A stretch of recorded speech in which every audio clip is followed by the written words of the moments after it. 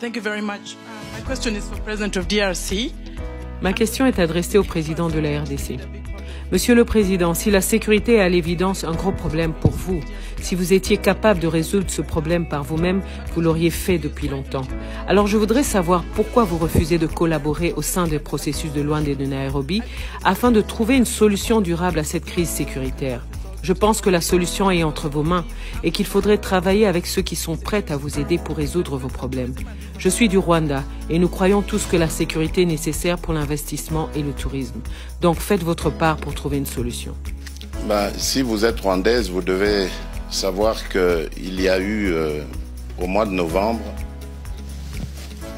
une discussion qui a abouti à la définition d'une feuille de route pour sortir justement de cette crise. Et cette réunion a eu lieu en Angola, à Luanda précisément, et en présence de tous les pays, surtout les représentants des deux pays concernés, c'est-à-dire le Rwanda et la République démocratique du Congo.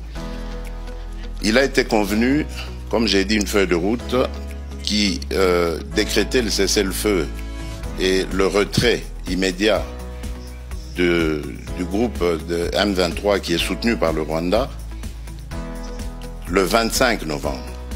Ce départ devait commencer et le 15 janvier, c'est-à-dire il y a 2 jours, on devait constater évidemment l'achèvement de ce processus. Eh bien, figurez-vous, madame, que le M23, groupe terroriste soutenu par le Rwanda, est toujours dans certaines localités qu'il avait prises à la République démocratique du Congo. Malgré les pressions internationales, ce groupe maintient sa position, fait semblant de se mouvoir, mais en fait, il se redéploie d'une certaine manière et reste dans ces localités. Et je vous apprends que depuis lors, il y a eu un massacre qui s'est fait dans une localité qui répond au nom de Kishiché, d'une centaine de personnes, des innocents, que ce groupe a voulu massacrer pour les terroriser et les pousser à se déplacer de cette localité qui regorge de matières précieuses dans son sous-sol. Donc voilà en fait le problème que nous avons. C'est un très grand défi parce qu'on ne peut pas investir à la fois dans le développement du pays et dans les ressources pour augmenter les capacités de l'armée et pouvoir ainsi se défendre.